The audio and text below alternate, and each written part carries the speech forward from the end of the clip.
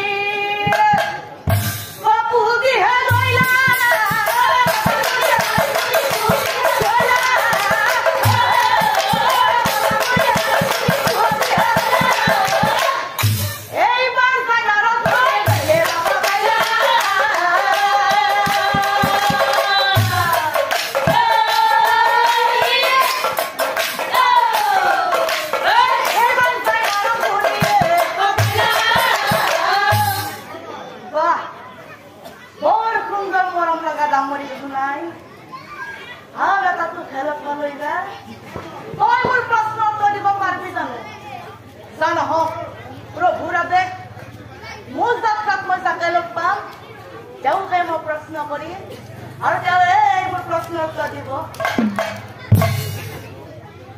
ভাই ডাঙৰী, ভাই সৰু ডাঙৰী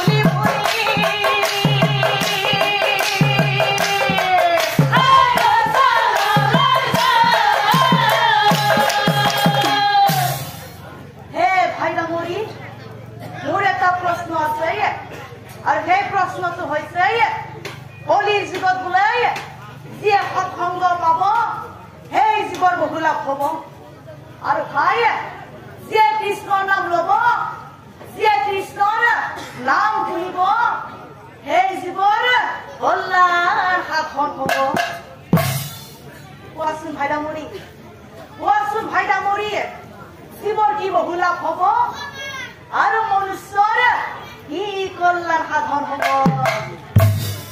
চাওক, নাৰদ মুনিয়ে এই প্ৰশ্নটো কৰাৰ লগে লগে সেই ডামৰীটোৱে কথা শুনি ডামৰীটো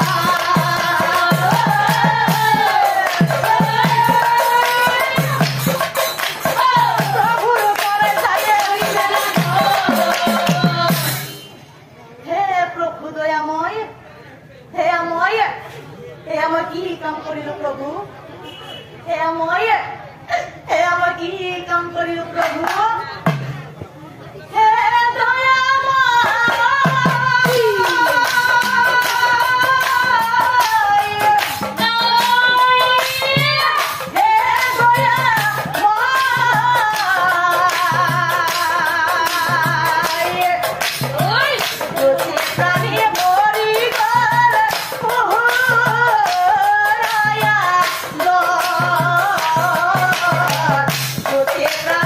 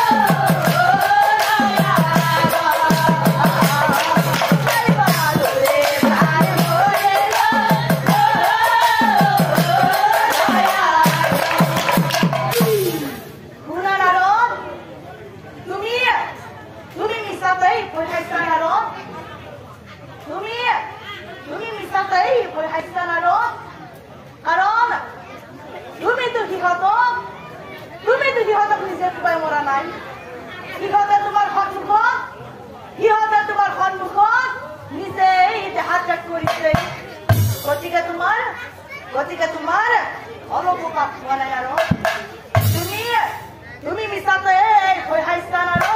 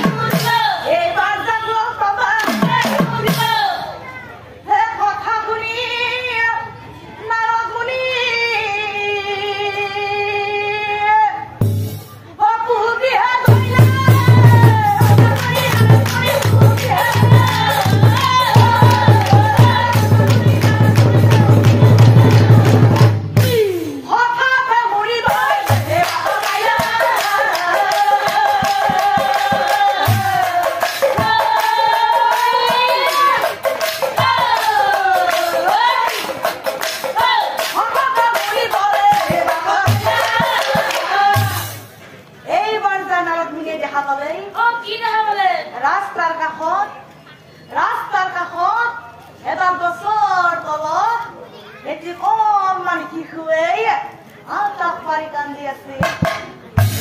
আই বাচ্চা কোনে ফেলিলে তোকাতে? বাচ্চা মা নাকান্দি দেই, বাচ্চা নাকান্দি দেই। ও নাই নাই নাই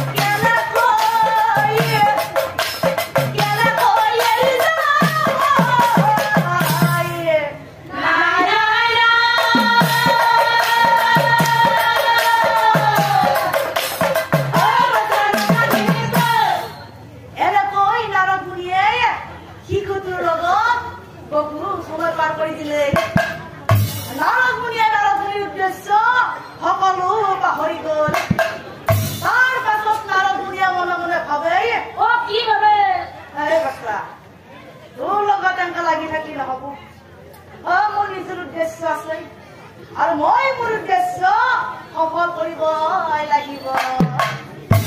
হেৰৈ বাচ্চা তই মানৱ শিশু নে দানৱ শিশু না কিবা শিশু আই মই কিন্তু এগিলা নাজানো দেই। মোৰ যাত্ৰাত যিহেতু তোক লগ পাইছো তোক মই প্ৰশ্ন কৰিম আৰু তই মোৰ প্ৰশ্নৰ উত্তৰ দিব লাগিব।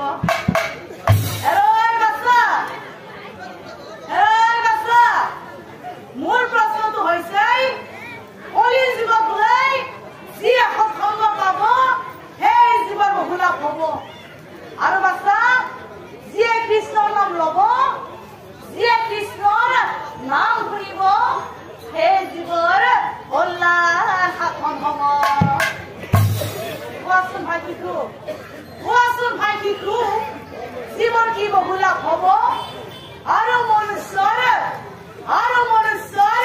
কি কল্যাণ সাধন হব? নাৰদ মুনিয়ে এই প্ৰশ্নটো কৰাৰ লগে লগে সেই শিশুটোৱে মানে হাঁহিছিল আৰু হাঁহি ডাঙৰ হৈ গৈছিল নাৰদমুনিয়ে চাই আছে নাৰদমুনিৰ সন্মুখতেই সেই মনুষ্যজনে নাৰদমুনি সেৱা জনাই কৈছিল কি কৈছিল হে দেৱৰী